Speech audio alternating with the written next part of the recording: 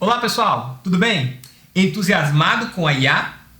Chegou o grande dia, hein? Vamos começar a falar sobre redes neurais artificiais.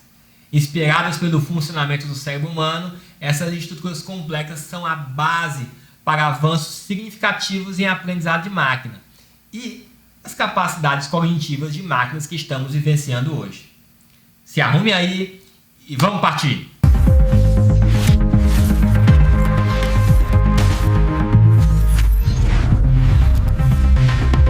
Antes de mais nada, vale lembrar que a base biológica das redes neurais artificiais reside na inspiração que elas tiram do cérebro humano e do sistema nervoso.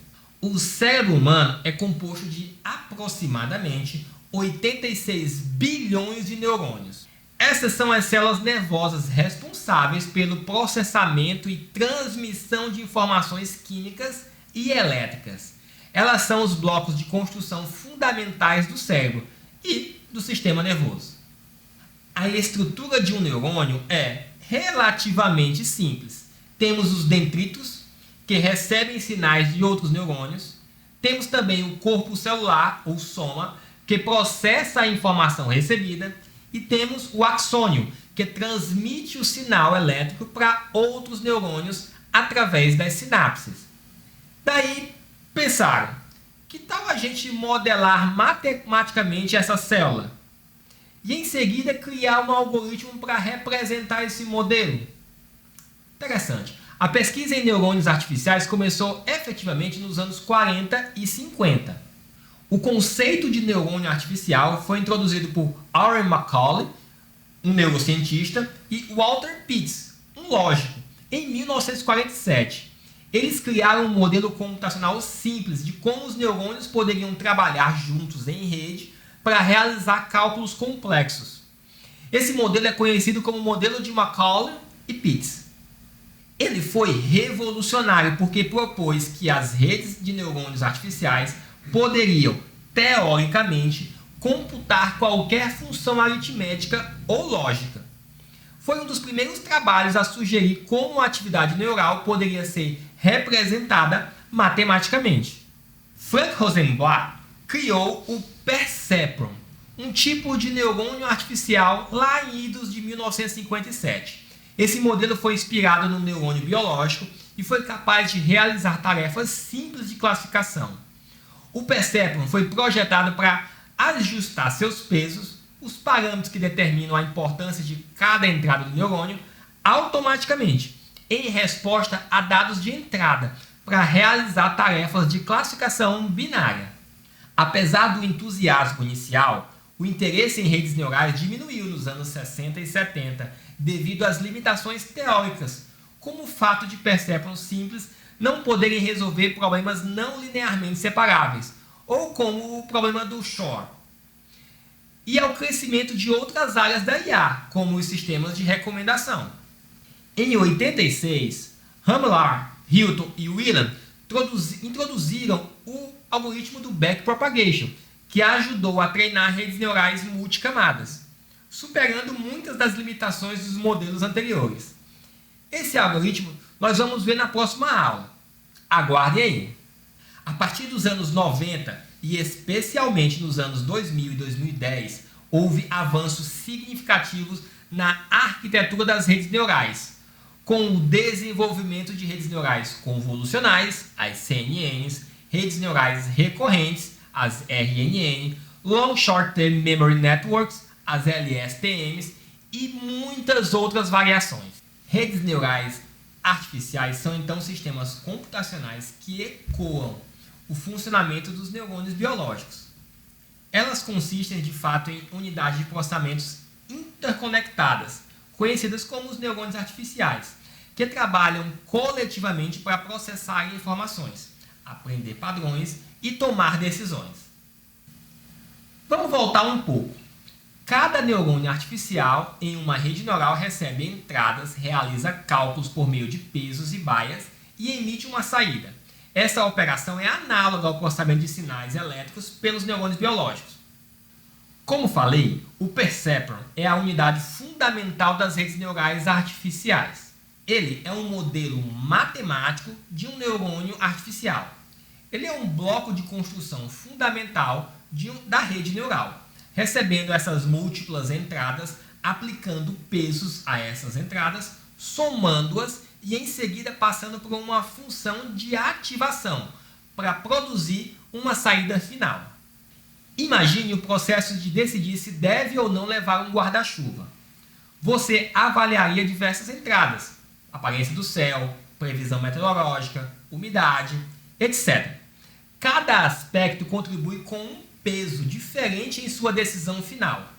O perceptron emula esse processo de ponderação e decisão.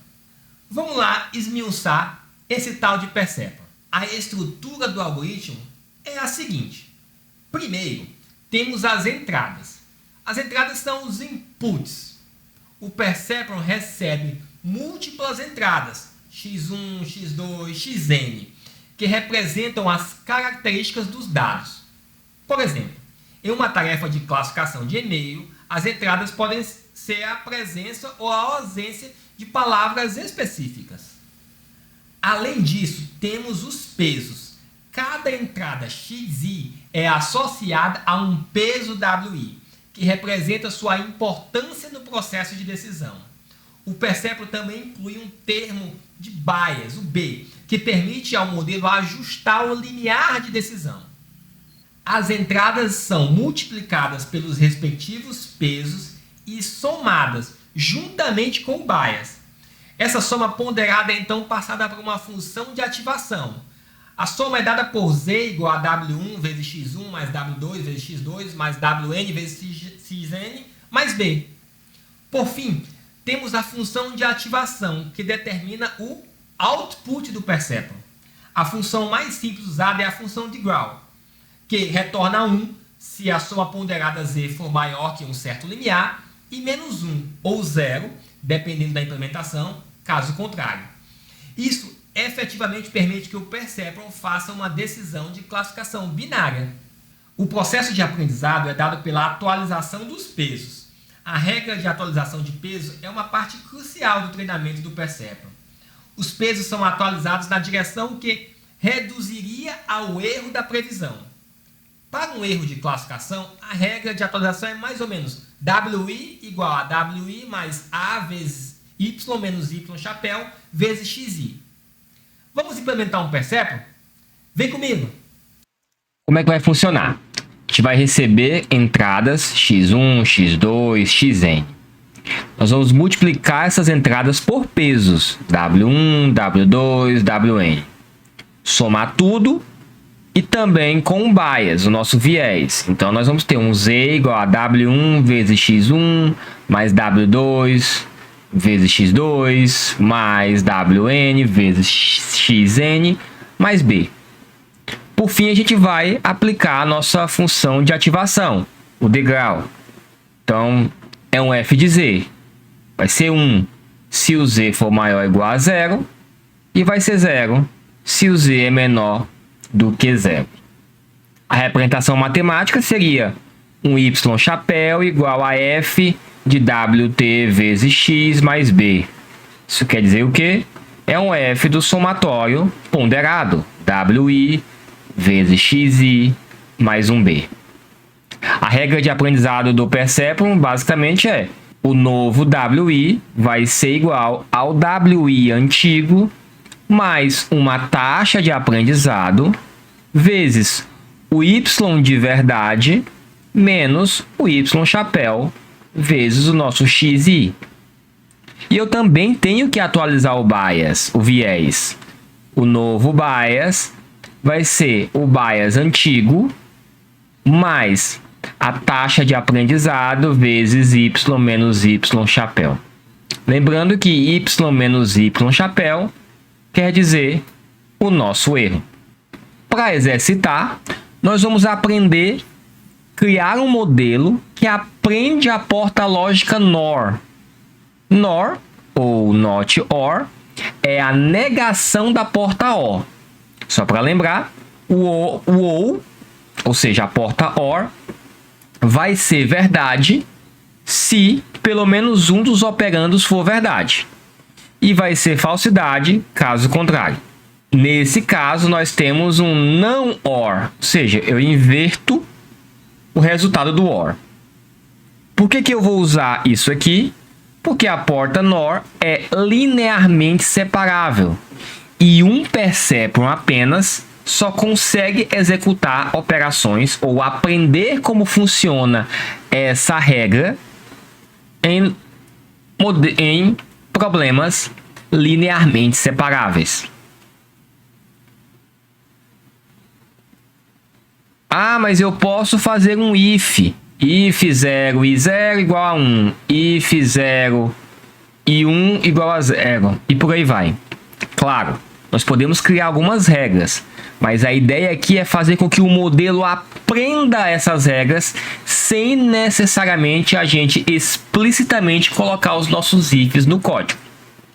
Vamos então implementar do completo zero, apenas utilizando a biblioteca NumPy. Vamos lá. Os nossos dados de entrada serão x igual a np.array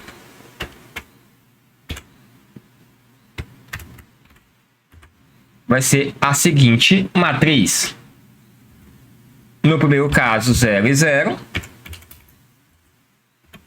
No segundo caso, 0 e 1.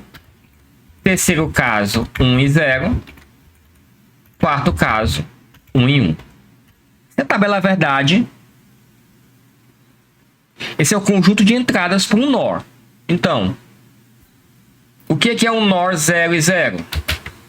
Então, 0 NOR 0 é igual a 1, correto? Então, nós já temos o valor verdade para esse conjunto de dados. Nós já sabemos isso. Então, y igual a np.array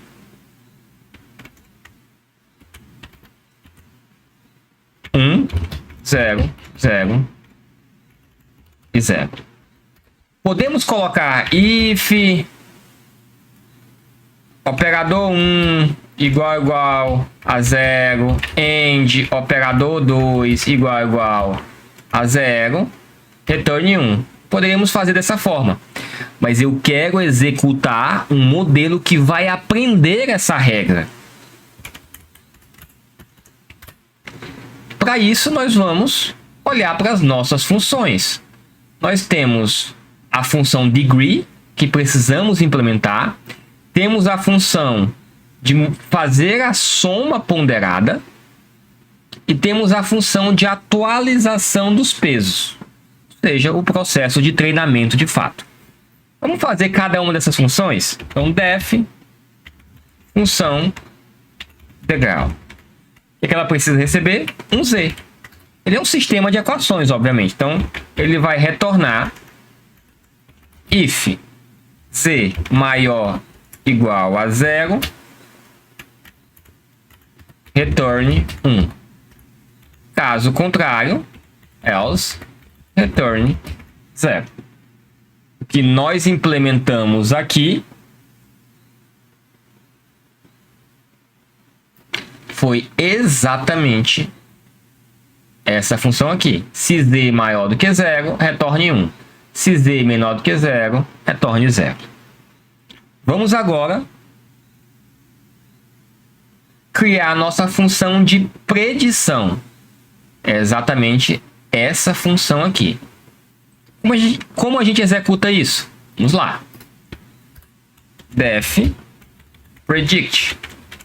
Eu preciso do meu valor de x, o meu valor dos pesos e o meu bias. Não é isso que eu preciso aqui? Olha só. Eu preciso do meu x, eu preciso dos meus pesos e do meu bias, para eu tentar executar a predição de y chapéu. Então, usando o NumPy, z igual a np.dot, porque x é um vetor e w também é um vetor. E por fim, eu somo bias. Aqui eu tenho meu valor de z, correto? Nós temos isso aqui. Agora nós precisamos executar por completo o f de z. Ora, nós já implementamos a função f de z. Return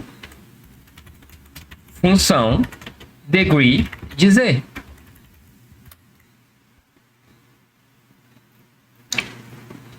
E agora vamos implementar o processo de treinamento, ou seja, passar os dados para treinar e atualizar os pesos. Vamos então executar isso. Número de exemplos é igual a 4, correto? Ou, de forma mais precisa, x.shape na posição 0. 4 elementos. O número de features, ou seja, a quantidade de inputs que eu vou ter no meu conjunto de dados. Onde o shape na posição 1. Assim como nos outros exemplos, nós vamos guardar os nossos erros. Então, erros igual a uma lista vazia. Os meus pesos serão inicialmente zeros na quantidade de features. Lembra do nosso gráfico. Nós temos um peso para cada entrada. Por isso que eu preciso colocar a quantidade de features aqui. Se eu tenho 2 entradas, eu tenho 2 pesos. E vou colocar histórico de pesos. Vai ser igual a w.copy. Vou copiar essa matriz. Vou copiar esse vetor. E vou criar também um histórico de bias, ou de viés. Que inicialmente ele vai receber um B. E esse nosso B nós vamos colocar inicialmente também como 0. Posso escolher outros valores? Posso escolher. A ideia é que o modelo de treinamento vai propagar o erro tanto para os pesos quanto para o bias, para atualizar ele de forma correta. Bom. Agora, nós temos um número de épocas. Ou seja, por quanto tempo o meu modelo vai treinar? Por quantas interações o meu modelo vai treinar? Vou colocar 100. Eu estou utilizando esse exemplo apenas para mostrar como os pesos podem ser atualizados sem necessariamente explicitamente definir a regra de execução. Então, para cada época, dentro de range épocas, eu vou executar o processo de treinamento do meu modelo. E lembrando que treinar nada mais é do que passar um conjunto de dados por uma equação matemática, atualizar pesos e depois passar novamente aquele mesmo conjunto de dados para refinar aqueles pesos. Eu vou modificar aqui para histórico de erros, só para não confundir algumas variáveis. E aqui vou colocar erros igual a 0. Então, para cada uma das entradas, eu vou executar algum tipo de atualização dos pesos. Então, vamos a elas. For i in range, número de exemplos, que no nosso caso são 4.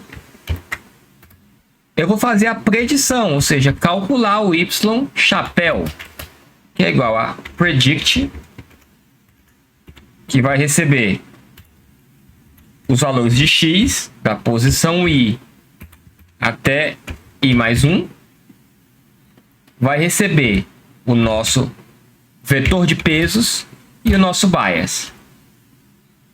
Em seguida, eu vou calcular o erro, que é exatamente essa parte aqui do nosso código.